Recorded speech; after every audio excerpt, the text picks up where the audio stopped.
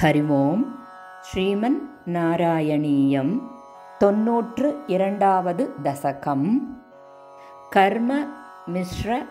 भक्तिस्वरूप वर्णनं कर्ममुं भक्तियुं वेदैः सर्वाणि कर्माण्यफलपरतया वर्णितानीति बुद्ध्वा तानि त्वय्यर्पितान् एव हि सम् अनुचरन् यानि नैष्कर्म्यमीश मा भूत्वेदैर्निषिद्धे कुहचिदपि मनः कर्मवाचां प्रवृत्तिः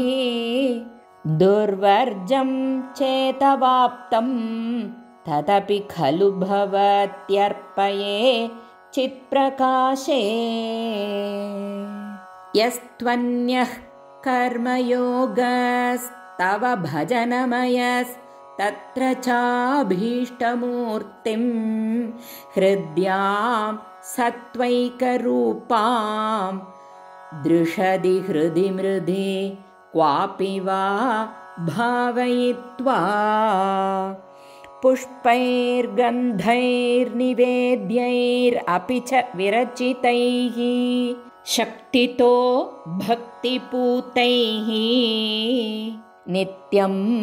वर्यां सपर्यां विदधधयि विभो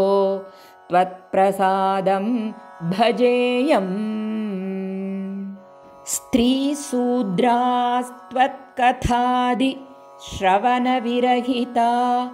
आसतां ते दयार्हाः त्वत्पादासन्नयातान् द्विजकुलजनुषो हन्तशोच्छां यशान्तान् वृत्त्यर्थं ते यजन्तो बहुकथितमपि त्वाम् अनाकर्णयन्तो दृप्ता विद्याभिजात्यैः किमु न विदधते तादृशं मा कृता माम् पापोऽयं कृष्णरामेत्यभिलपति निजं गूहितुं दुश्चरित्रं निर्लज्जस्यास्य वाचा बहुतर कथनीयानि मे विघ्नितानि भ्राता मे वन्ध्यशीलो भजति किल सदा विष्णुमित्थं बुधांस्ते निन्दन्त्युच्चैर्हसन्ति त्वयि निहितमतींस्तादृशं मा कृथा माम्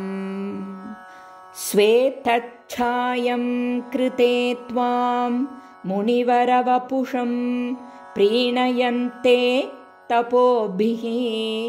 त्रेतायां सृक्ष्रुवाद्यङ्कितम् अरुणतनुं यज्ञरूपं यजन्ते सेवन्ते तन्त्रमार्गैः विलसत् अरिगतं द्वापरे श्यामलाङ्गं नीलं सङ्कीर्तनाद्यैः इह कलिसमये मानुषास्त्वां भजन्ते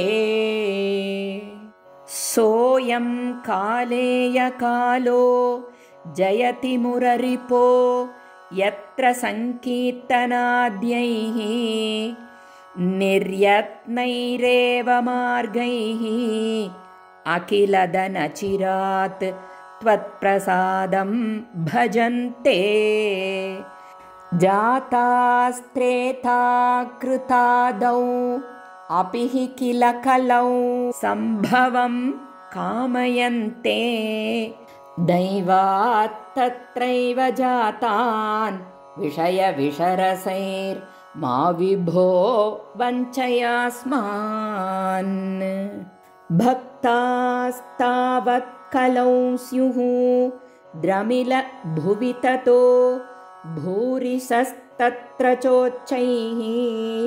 कावेरीं ताम्रपर्णीम् अनुकिल कृतमालाञ्च पुण्यां प्रतीचीम् हा मामप्येतदन्तर्भवमपि च विभो किञ्चिदञ्चत् रसं त्वयि आशापासैर्निबध्य भ्रमयन भगवन् पूरय त्वन्निषेवाम् दृष्ट्वा धर्मद्रुहं तं कलिमपकरुणं प्राङ्महीक्षित् परीक्षेद् हन्तुं व्याकृष्टखड्गोऽपि न विनिहितवान् सारवेदी गुणांसात् त्वत्सेवाद्यासु सिद्ध्येदसदिह न तथा त्वत्परे चैष भीरुः यत्तु प्रागेव रोगादिभिः अपहरते तत्रः शिक्षयैनम् गङ्गा गीता च गायत्रयपि च तुलसिका गोपिका चन्दनं तत् सालग्रामाभिपूजा परपुरुष तथैकादशी नामवर्णाः